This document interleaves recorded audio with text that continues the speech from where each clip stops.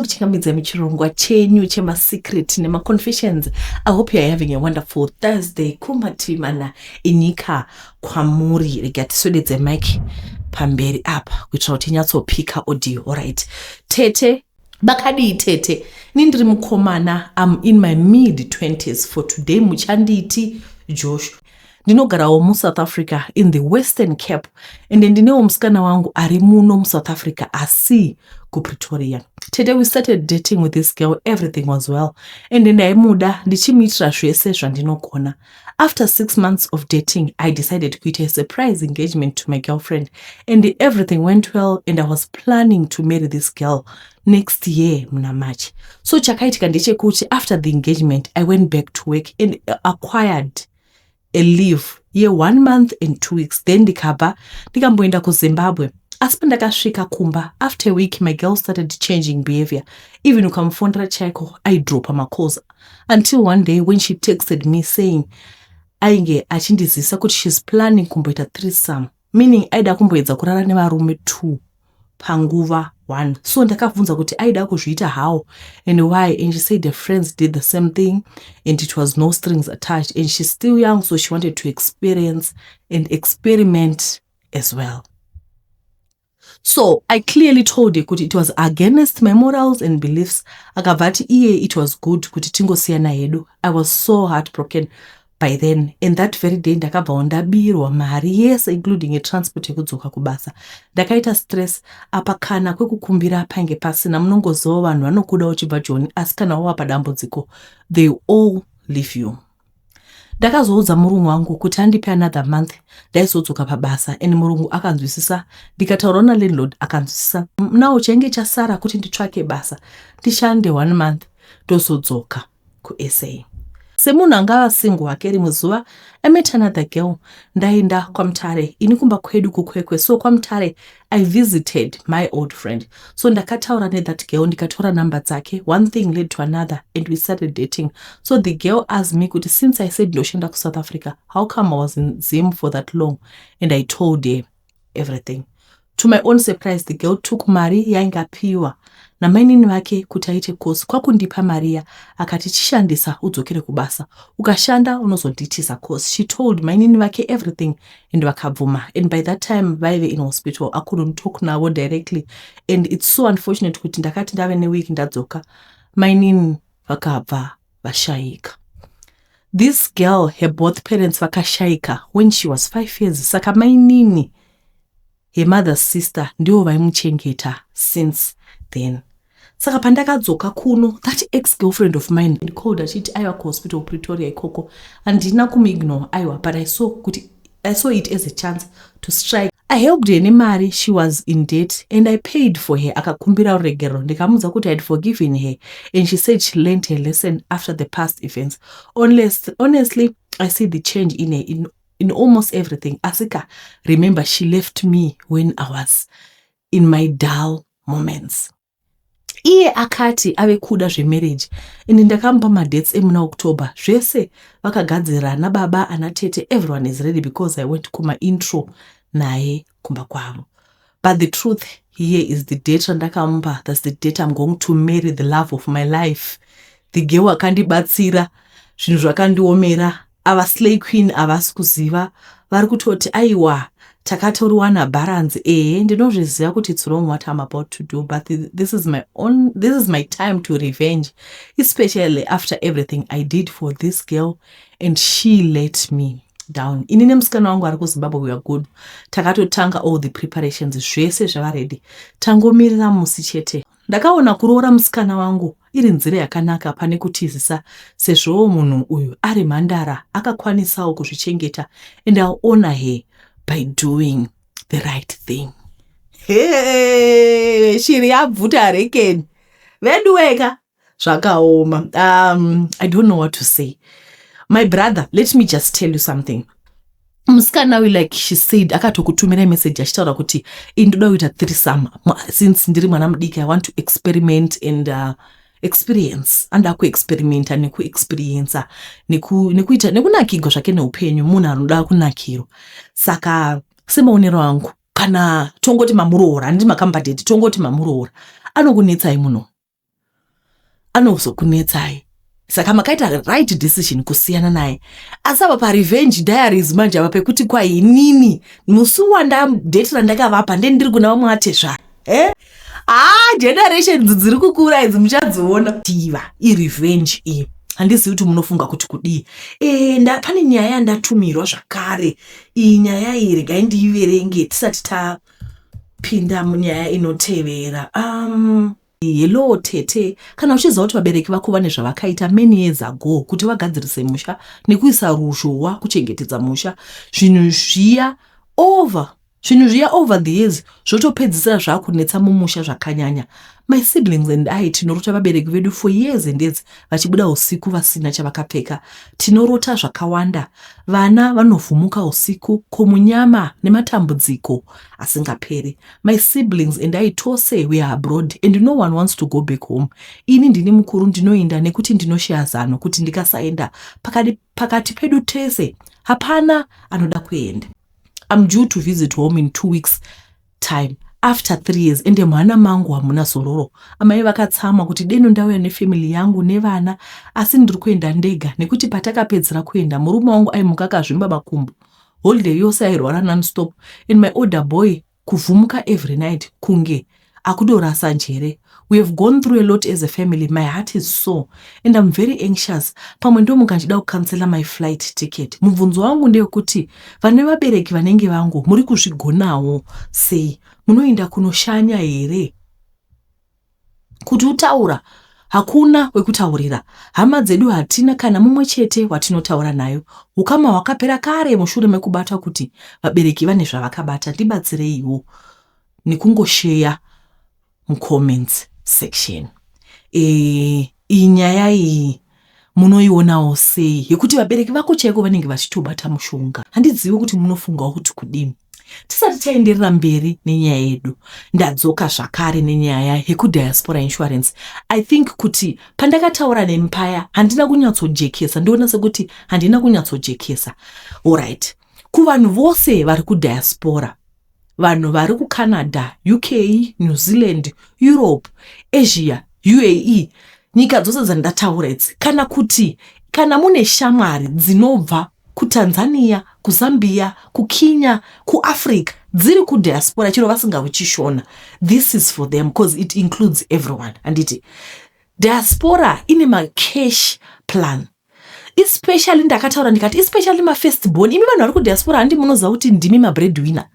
Tongoti kumba kwaitika zvinoitika because remember kuti tose nzira yedu ndiye kuti one day ticharara, handiti tichafa. Tongoti mama vari kumusha vari below 75 ende vane policy yavanayo. Hatisi kuti rambai policy wekauti dzime, aiwa tiri kuti joinai diaspora nekuti it's a cash plan. They pay you up to $30,000 in case yekuti pane zvakashata zvaitika, kana kuti £20,000. Alright. So this is for the family vari kumusha. Ende imimi sevanhu vari kudiaspora isusu vari kuno Africa tinge takadotarisa hama dzedu. Handiti alright. Poita example yekuti iwewe waenda kuUK, especially ndochikira ma20s, 25, 26, vanhu vakaenda kuUK ari one. If anything happens to you, tongo to waita heart attack, kautu wadumwa nemota, kautu wadi, still hatichaiti GoFundMe. Handiti pane cash plan. Zvinhu ndiri kutaura izvi hasi zvinhu zvinoitika kumazga kuti kuPluto, zvinhu zvinoitika kwatiri tose sevanhu. Handiti tongoti wawirwa nedambudziko, panoburitswa mari inosvika up to £20,000 of which repatriation I think it's about 10-15,000. Panotosara change. Vanhu vose, no one is immune to dying. And unfortunately hatizivi nguva yedu. So what we can do is ngatigadzirire. Togadzirira sei? Ingoclicka link iri pazasi yanichasiya mucomment section iyi. Then our sales representatives vachakufonerai, vachikutsanangurirai kuti zvinoshanda sei.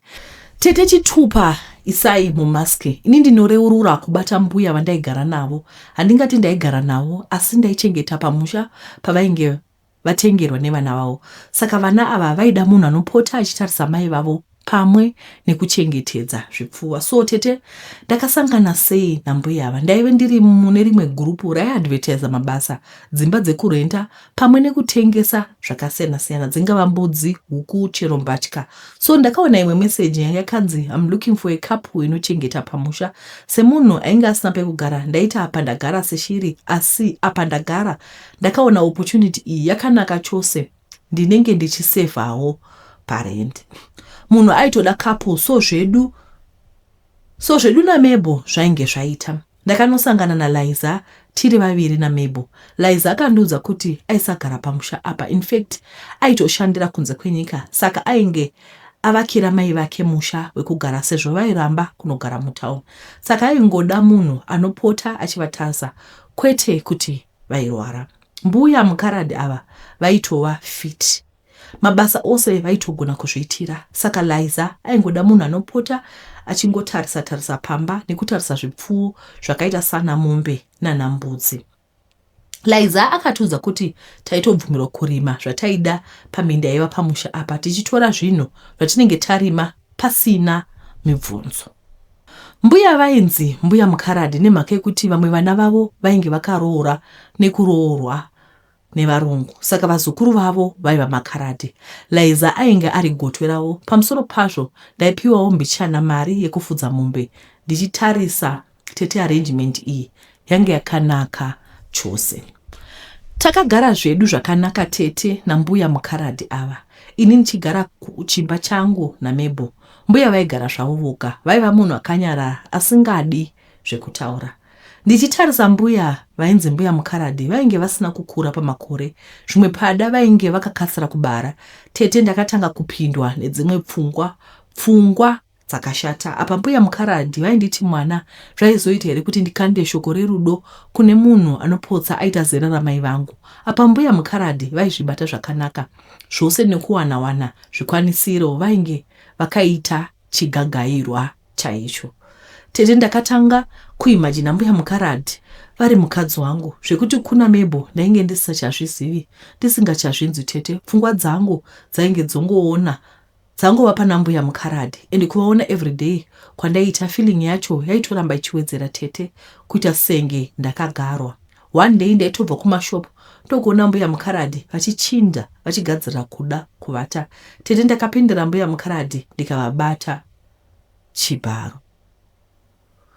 Ndainge ndakapfeka masocks kumeso, ndakangosiya mhino chete. Tete yakava hondo nambuya muKaradi vachizama kundirwisa. Ini chinangwa changu chaive chekuti vasandiona, saka pakaita kakurwisana kusvika vandiona kuti ndini.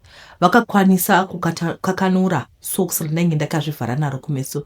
Tete ndakaita kudikitira. Taizotarisana sei mangwana? Ipapo zimwe riya rainge rakandipfeka rainge ratama. Manje ndasara ndirini tete. Ndaizodii kana chivi changu chikazikanwa? Number 1 raidova jeri. Number 2 ndaizozikanwa muraini kuti ndiri mhara patsetsetse nundira mutsime, saka ndaifanira kuvhara ma1 andainge ndatanga aya. Tete ndakadzipa mbuya muKaradi kusvika vavhura maziso vavakufema vachirira. Ndakaramba ndakabata huro kudzima ravati pfau, sarai ndiyesi. Ndakasiya ndavapfukidza jira tete, ndikasiya ndavhara goni, ndikaenda kumba kwangu, ndikatoona Mabel arara, ndikasvika rara, ndikaekta normal semazuva ose. Mangwana makuseni achisvika tete, ndini nyakutoti kuna Mabel, mbuya muKaradi nhasi vavatisa. Chimbonovatarisa uone kuti havasi kurwara here, sekuti havavati kusvika zuva rakwira kudai. Mabel anonoka, mbuya muKaradi havasi kudaira, saka bheta tinodana vavakidzani vaviri vauye tiite muonera pamwe. Tete vavakidzani vakadaniwa, goni rikavhurwa, mbuya muKaradi vakawanikwa vavachando. Vavakidzani vavo vakachema, kusanganisira naMabel mudzimai wangu wavaiwirirana navo zvakanyanya, vaiva bhandi nebhurugwa. Nhare dzakachaiwa kuvana vavo vakazochema mai vavo vakavigwa. Tete hapana akambondifungira kuti ndainge ndine chekuita nekufa kwambuya muKaradi. Pavanhu ndaiekta normal, asi deep down zvaindidya mwoyo kuti kutadza kuzvibata kwangu kwainge kwaita kuti ndizosvika pakuuraya munhu. Pakugara munhu musoro kunge huku, rufu rwakaitwa vanhu vakaparara.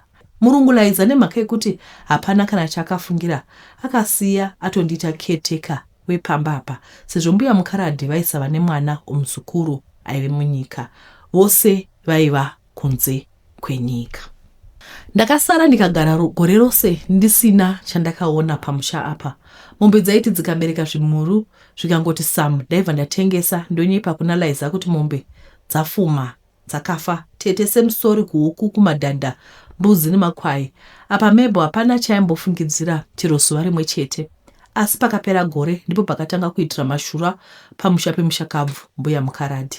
Tete yadhi yaifuma yakatsvairwa, zvinhu zvose zviri muoda. Taiona moto waipfutira mukicheni mambuya Mukaradhi, asi tinyatsoziva kuti pamusha hapana vanhu, ndingori ini naMabel. Tete zvinhu zvakasvika pakuoma kusvika pakuti taiti takavata mumba naMabel, taivata takakiya magoni zvese, taimuka tiri panze. Mabel akaona zvanyanya, akafuma akapeka mabhegi ake akaenda, achiti zvaitika izvi ainge asingazvigoni. Tete ndakambozama kuhadhira, asi mbuya Mukaradhi vainge vava kundipfukira. Kwete kufuma ndiri panze, asi vainge vava kuuya kwandiri live and direct. Kungoda kudai pachikona unowana wakamira vakanditarisa, kutoenda pachibhorani chaive pamusha ipapo unowana wakamira.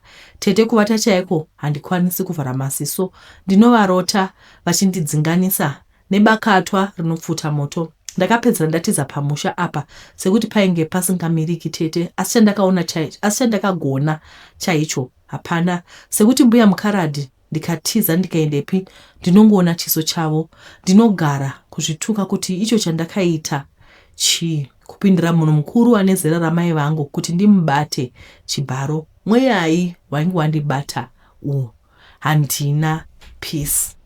Ndine time dzandinomboita senge njere dzangu dzinorasika, imwe pfungwa iri kuti reurura upone, udza vana vavo chokwadi, asi chandoziva hazviperi mushe hama dzangu, so kuti vana ava vaida mai vavo zvakanyanya. Tete handina rugare, veduye ndichinyora handisi kutsvaka kunzwirwa tsitsi, asi ndati nditaurewo chivi chandakaita, chitadzo chiri kundidya mwoyo, idambudziko riri kunditadzisa kurara. Mweyai chaizvo tete wainge wandibata. Zvino ndazotambudzika tete, ndiri kungotenderera nenyika, jeri handisi kuritya, ndiko kunodzokera nzvatunzva dzakaita seni naradada dzinogura ruoko runodzipa chikafu.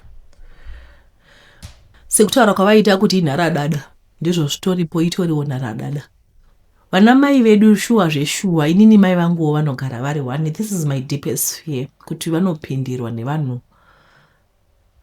zvakaoma. Ndoziva kuti vanhu vazhinji vanoona channel inoi mune maparents enyu. Imagine this happening to your parent. Chikai Mwari. Ndongoti kwamuri endai munozvienda kumapurisa. Ivo vhele from the word go paisafanira kuitwa police report here kuti mapurisa auya azoinvestigata cause of death. Vakangofunga kuti munhu afa, hapana kuita postmortem. I've got a lot of questions, but maybe vanhu vakangofunga kuti gogo vamuka vakafa pasina kumboonekwa kuti pane some foul play yakaitika. Zvakaoma. Tisati tapinda munyaya yedu inotevera, kana kuri kuti muri kutsvaka vanhu vanoita pest control muno muGauteng, ndokumbirawo kuti mufonere namba idzodzera apa nditi muwane pest control, mapete, makonzo. Vanhu vanogara maflats, especially vanogara kuHillbrow nekuUV uko, uchivhura flat kudai so unosangana nerimwe zimwe yari mapete. Tokumbira kuti muite pest control, ende mapete acho anenge achibva kunext door, machibva kunext door.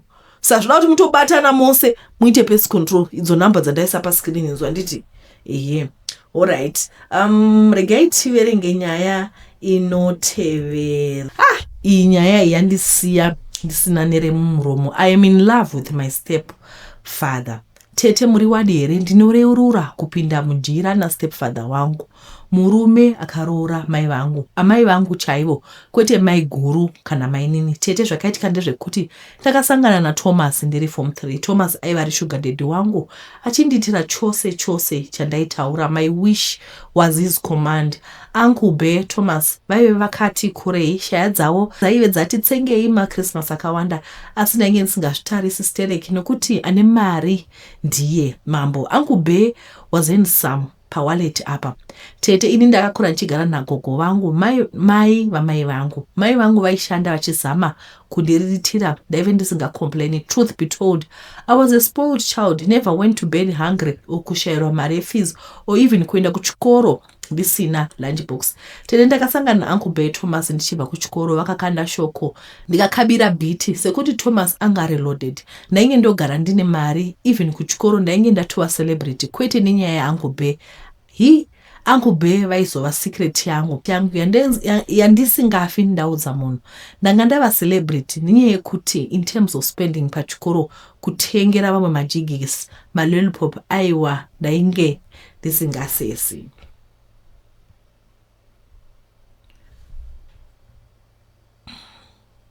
Thomas aiuya onditora oenda neni kulodge, onorara neni, odzoka, ondisiya safe distance kubva kumba. Zvose izvi zvaitika kuti gogo vasaziva yaitambika sokuti I was underage. Saka Thomas Bay vainge vakati relationship yedu ichava secret. Kumba kuna gogo I acted normal. Hembe dzimwe dzaitogara naUncle Bay ndonochinja toenda kumachills. Kana ndodzokera kumba kuna gogo looking as normal as possible. Takachovha kusvika ndapedza kunyora form 4 ndava ne17. Tene ndikakudza kuti dai pasina Uncle Bay ndakabuda nemutserendende wemaladha ma-A oga oga. Tete attention yangu was now divided between Uncle Bay nechikoro. Saka ndakazobuda zvekushinyiridza. Mama vana kufara nekuti she expected me to do better. Vakazonditi A-level ndofanirwa kuenda kuboarding. Maybe I was distracted nekudzidza ndichibva kumba. Ndakaenda kuboarding school, imwe mission school yaiva strict zvekuti paisatenderwa kupfeka hembe, paisatenderwa mafoni. Waiti ukaoneka unaye waizopiwa paunopedza kunyora zama rako rekupedzisira. Haapaibva mani permission sekuti ndainge ndisachakwanisa kutaura naUncle Bay pafoni, aingova mabhuku chete chete. Ndakatenda 18 years first term yeform 5. Mama ndiwo vakabhekesa keke vakauya kuzondiona nagogo. Ndaingoti nechemwoyo dai zvikoro zvavharwa ndaiziva Uncle Bay vaizondiitira zvidhafu zvandaida. Ndaizoziva kuti kwaingwa kutaura muromo mumwe chete zvobva zvaitwa. Zvokwadi kuiswa pamission pano was a punishment and a half. First term yakapera ndikadzokera kumba. Ndainge ndakaplana kuti mangwana ndairuka zano kuti mangwana ndaida kunoona Trish ndibva ndawana time yekuenda kunoona Uncle Bay. Apawo mai vangu vaiva pamba mazuva iwo vaiva vasingashandi basa rinorema. Fiance wavo aiva avavhurira business ende mama vairatidza kuva vari happy. She was glowing tete. Waiona vachishandisa foni yavo vachisekenyeka semuteenager. Whoever fiance wamama was, you seemed interesting. Mama seemed loved and looked happy. I was happy for her kuti chero ndikazoenda kuuniversity vanenge vawana a companion anovavaraidza. Chiplani changu handisi chakabudirira. Ndokuita chitsoka ndibereke ndakananga kumba kwaUncle Bay. Chinhu chandakanotisa ndichitanga kusvika ndechekuti Uncle Bay was a bit distant. Ndakatombofunga kuti nyaya yekuti ndaive ndagarisa ndisina kuvaona. Asi Thomas vaitofanira kuvhara sezvo time yainge yareba, but tete his reaction was not make sure at all. Thomas akati hachakwanisi kuva neni. He had found love. Tete ndakabatikana handidi kunyepa. Saka he had found love inini. Why he had wasted my time. Kundita time pusher achindishandisa. Ipapa handiti ndaive ndatobvisa nhumbu dzavo mbiri. Tete I felt useless and used. Kunyatsonzwa kuti pano ndakatambisirwa nguva yangu. Form 4 yangu chaiyo ndingadai ndakabuda nema-flying colors. Asi my attention was divided. Nokudaro ndakazongopasawo zvekubatanidzira. Ndakadzokera kumba makumbo ava kurema, musoro uchiita kurwadza nepfungwa nendangariro. Tete ndakasvika tete vamama mai Maka vachiti vakwasha vainge vapadeti. Mukwasha aida kuzoenda kuBelgium nebasa zve2 weeks mwedzi waitevera. Saka aida kusiya atora mhuri yake holiday yeEaster isati yaita. Zuva remaroro rakasvika tete mai Maka vainge vasingagoni kane nemufaro. Tete mai vangu vakabvisura zvose kunge mandara, hapana chakasara. Nguva yekunzi vakwasha vapinde vakapinda. Regai ndimbopukuta musodzi. Uncle Bay Thomas ndiye ainge ava murume wamai vangu. Ini ndainge ndava stepdaughter wavo. This was going to be very interesting. Ndaizopota ndichinoshanya kwa mama na stepdaddy vaimbova sugar daddy vangu. Ivo vachindiona tete vakaratidza kukanuka. Sezvo ndainge ndavapa impression yekuti mai vangu was out of the picture. Ndaiva mwana wagogo. My introduction akaitwa, asi mwoyo wangu waibatikana kuti saka lover boy wangu aenda na mai vangu here. Inini, I was so in love with Uncle Bay. He was now married to my mother, right over unnecessary drama. I was going to win him by fire, by force. Mama wakaenda kumba kwawe ndikasara nagogo sezvo anatete nagogo vaiti mai havangaendi nemhandara yakura seni asingadai kuri kunzi ndaiva chindumure zvainzikwa tete ndakasara asi mumwoyo mangu maivira kunge maheu awanzwa chimera. But why Uncle Bay vaive vandirova ostrich kick kudaro kundikava ndichinowira uku apazve rough I needed answers from him. Saka sezvo ndaiziva kumba kwaUncle Bay kunosvikako yaisava problem zvamchose. Plus ndaiziva kuti Sunday mama vaenda kuchechi chero kuiyeye. Tete ndakasvika mama vasipo ndikambozama kutaura naUncle Bay asi vainge vaomesa mwoyo. Kwai nditsvake vakomana vezera rangu. Heya nhasi ndipopo voti nditsvake vakomana vezera rangu. Pavaindibvisa nhumbu dzavo vaisaziva kuti kwai vane vakomana vezera rangu. Tete ndakatombothreatena kuna Uncle Bay kuti ndichaudza mama about our relationship. Vakanditi it will be my word against his. Plus ndikavhura muromo wangu vaizomeka sure kuti vaizodhila neni once and for all. Tete ndaitoziva zvaaireva. Ndaigona kungoshayikwa panyika without a trace. Saka ndakaziva kuti it was not an empty threat. But why my mother? Vakashaya here umwe wokuroora asiri mai vangu. Because to me, it seemed like he wanted to spite me to my face. Ndakazongogara kusvika mama vauya ndikazospenda the night pamba paUncle Bay ndiri muspe. Zvandaidza zvaibuda mubedroom, I wished it was me. I'm beginning to hate my mother ini. Vakanditorera happiness yangu, ATM card rangu, my future husband. Zvekuti Thomas aingatsenga maChristmas akati kuti ndaive ndisinei nazvo ini ndaive ndapinda nemwoyo asi kuna Thomas it seemed it was a game to him. My mother is being loved aloud. Pasina kana mawiki maviri vagara vose. My mother was gifted with a brand new car. Idzo dzekudhura idzi. Tete ndiri kunzwa kuti mwoyo wangu uri kubayika nachose. Mapasswords epagate pake, he has changed them. I'm blocked from calling or texting him. It seems like I never existed in his life. Apa zvikoro zvasarigwa nemavhiki mashoma kuti zvivhurwe. I do not feel like going kuchikoro. Ndinoziva kuti handimbodzidzi zvakanaka nekufunga Thomas Uncle Bay married to my own mother. Hazvisi kutambirika. Apa hazvitauriki. Ndiri kufunga kunoripota kumapurisa kuti Thomas was sleeping with me ndichiri mwana mudiki. Vanoiti kudii zviya mhosva yacho statutory rape. Asi ndiri kutya kuti handizosungwi here kana ndaibvisa nhumbu. Oh, it's my body, my rules. My cousins musandituka asi dai muri maita same. If I can't have him, no one will. Holiday diki yoi toonda zvekuti gogo is worried.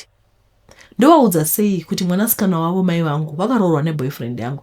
Thomas Uncle Bay, the blesser. Haisi nyaya kuti Thomas ane mari, as I had grown to love him. I'm glad kuti channel inoonekwa nevanhu vane 13, from 13 going up. So I think most of you guys can relate. Kuti kana mchida, when you guys fall in love, murima teenagers, you know, I think you can relate and it. Okay, so what happened here was wrong. Uncle Bay vaisafanira kugara vanyenga vana nditi from the word go. Zvinokwai ukatamba nevana unosara madhaka. Ndozvanoda kungotaura. Imimi vana babawo imboregai kuita zvekunyenga vana vaduku masweet 16 mapedza movadhampa mononyenga mai vacho. Kudawo zvakangoitika sekutaura kwaita kuti takakahlamara totarisana maziso mudining vakwasha vapinda. But ndotoona sekuti iwo Uncle Bay vari kutoita zvakanaka. Sometimes anzi when things happen tichitofunga kuti disadvantage, but vari kutoita zvakanaka. He is actually protecting her since varoora mai anditi pamwe munhu akatendeuka kaachaiti zvevana vadiki. To my little sister, sometimes kuita maobsession nevanhu vasinei newe hazvina zvazvinokubatsira. It doesn't help. We are still young. Muchiri kuenda kuform 6, muzoenda kuuniversity, muzotanga kutsvaka mabasa. You're going to meet a lot of people. The life yacho nayo life ichiri right, ichiri kuto, you know, ichangotanga. Saka do not let an obsession take away your future. Zvekutoti ina chatoenda kuchikoro, right now you have aborted 2 times. 2 times you have aborted. Ku A level, ku O level makadofoira pamusaka pa Uncle Bay. Zvinomoda kuti zvikanganise zvakare A level. After that, you know, university muzoenda say. Sometimes you just have to let go. You are going to find a new love. Alright. Pane nyaya ndakatumirwa nezuro. Inotirwadze. Ndokutanga chitete makadi zvenyu. I'm a single man in Scotland, looking for a single lady here in Scotland who is ready to settle down. ndiri mupostori, I would prefer munhu anonamata. I'm coming from a serious heartbreak. I just want someone who's willing to settle.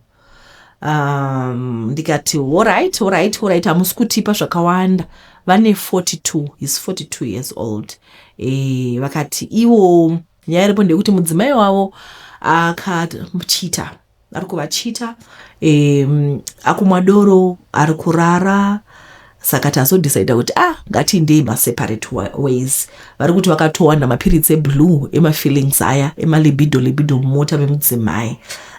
Ndikati vakatoti kwai vakawawana vaenda kunogeza mota. Ndikati aizvi kwemozogeza mumota yemunhu amusachadana nazvike aiwa ini ndongokontinya nemajuti angu. Vakataura zvakawanda zvinorwadza panyaya iyi.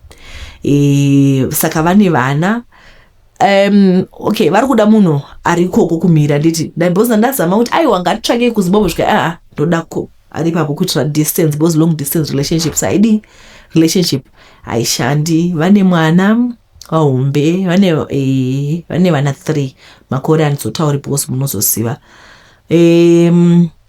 Yairipo ndeyekuti mama vakasvika kuchando, vakasvika vakatapirirwa neupenyu. Guys, vanhu vari kudiaspora imbotiudzai vanhu vakaenda kuUK nemaCOS. I see a lot of changes and a lot of role changes. So vakadzi vari kunoku vanenge vari well composed, vari like marriage type.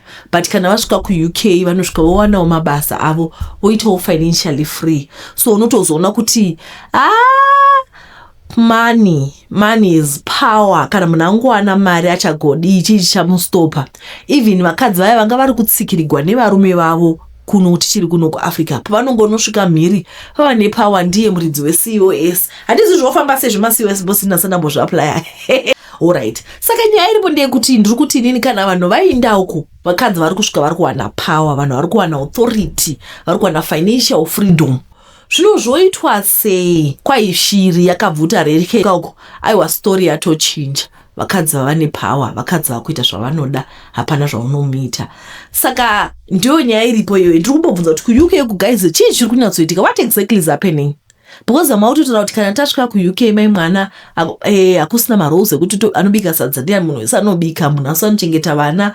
Handizivi saka zviri kudii chazvo, chii chiri kunyatsoitika. But anyway, pane nyaya yangu ndepekuti mukoma ari kutsvaka baby. Guys, ndoziva kuti munobhoikana kuUK kobhowa ikoko. Saka mukoma nezvino ndakaposta nyaya yamama vane 53 vekubulawayo nasister vari kuJoburg.